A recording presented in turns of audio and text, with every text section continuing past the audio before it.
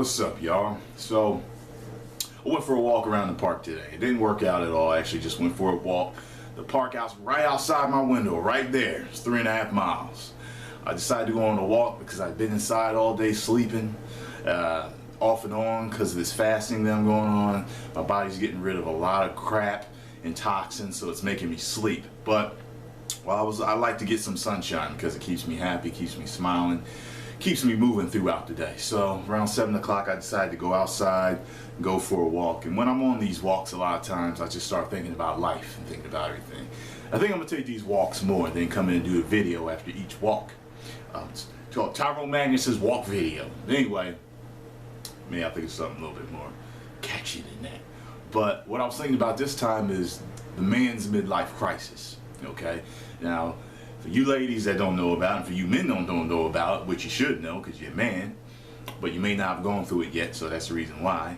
A man's midlife crisis, basically he comes to that point where he realizes he hasn't done what he wants to do yet, and he's all these unfinished things, or he just discovers who he really is, and he just goes on a rampage, so to speak, destroying everything and everyone in his wake, trying to achieve all these goals. It's not like it's similar to a bucket list, but not yet. You know, bucket list is before you die, you know what I mean? You're really old and you want to finish these things, but it's kind of like you might be at 50 and you're just like, damn,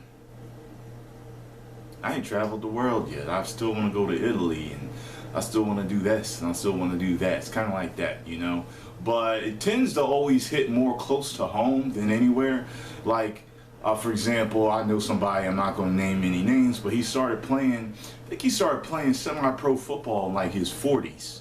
And I think his wife had an issue with it, and I remember saying to her, like, listen, let him do that, because this is something he always wanted to do. See, he had that coulda, shoulda, woulda hit him in the face, and that's when he decided. Now he can't say that he never tried it. And that's what it is. But see, some midlife crises become destructive and self-destructive. Some guys, you know what I mean, it's the cliche, but they 55, they buy a red Corvette, they get a blonde girlfriend, and they leave their wife and kids. It's like, whoa, slow down. You know what I'm saying? There's no need to be that destructive. Now I'll tell you this, as far as my own personal experiences with midlife crisis, I've read that some men hit several midlife crises. Okay, so for example, I hit one about 1.5 years after my mom died. At that point, see, because when she had died, I basically was left,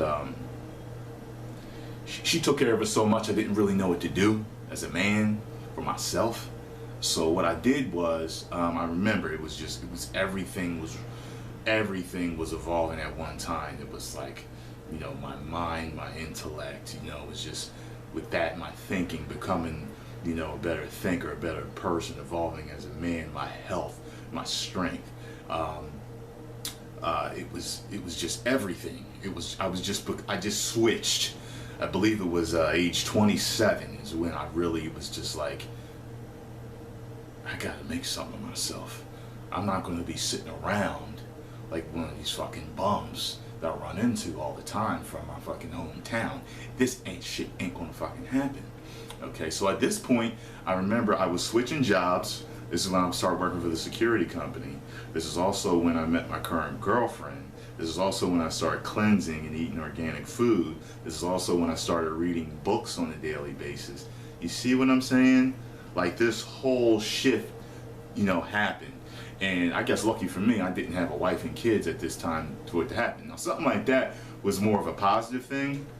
Certain guys, they hit that shift and it totally disrupts their family, you know what I mean?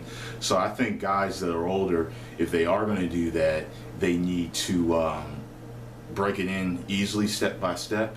And to prevent something like that, younger guys like us, we need to always be thinking about where we are and where we're going and where we've been, so that we're learning, you know, progressing, and kind of having a vision, insight into what's coming forward for us, you know, so that we don't end up doing something like that, you know what I mean? So, and then my second midlife crisis happened at 34. At 34, between 27 and like 33, I was already achieving a lot of things. At one point, I decided to see how well I could do at my business. Not my business, at the job I'm at. And for 3 months, I gave it my all. And I wanted to see where I could go. So right now, I do double digits, you know what I mean? What I mean by that, you know, tens of thousands, you know, per year. But when I decided to give it my all to see what I could really do, I projected that if I stayed on that pace, I would do 6 figures. Nice 6 figures. And I was like, wow, okay. Because I'd never really been the best at being in a particular job position. And in those 3 months, I had skyrocketed ahead of everybody. And I was like, okay, so when I really want to put my mind to it, I can become the baddest motherfucker in this company. All right, so it was that, but at the same time, that's where the acting and modeling came in. That's when I was just like, yo, listen, you know, I was watching people around me achieve things. You know, just a few people I know, like I can list like 5 people I know right now that are just moving forward, man. They are achieving so much. And I was just watching one of them on TV. I said, you know what? Fuck this shit. Like, yo, what the fuck are you doing? Like, I realize you're good at what you do in this, your job, but this ain't really what you want to do. You need to fucking get off your fucking ass and handle this shit. So you see how this links in this coulda, shoulda, woulda, and all that other videos that I was talking about. So I hit 2 midlife crises already. I don't know when the next one will come. But I always want to be aware so that they don't really, and it's a good thing because my girl's been with me through both. And it really, she took the first one harder than she did the second one. Because I'm the person that finds that, like if I find something out, a lot of times I'll switch right away. So I find that, okay, soda kills you and it's bad for you and it's poison. Like I'll stop drinking soda right away. You know what I mean? Like that type of thing. Although soda is actually one of my fast food weaknesses. So while I'm trying to give you that as a point, it's something I struggle with. Like I try to stay away from it, but that's what I'm saying. More importantly, it was more like, no, not fast food because I still struggle with that. Although, like I said, 90% of the time I'm organic. I can't think of nothing right now, but y'all see what I'm getting. I'm cold turkey. Call me Cold Turkey Magnus. I can do that. A lot of times. My brother's good with that too. He's actually better than that at me. He'll just abruptly change his whole life around, go the other way, which he recently did. If you go to his page, he's Eugene Crawley. And if you look at his old pictures, 265 pounds, fat man. Fatback Johnson, that was his name.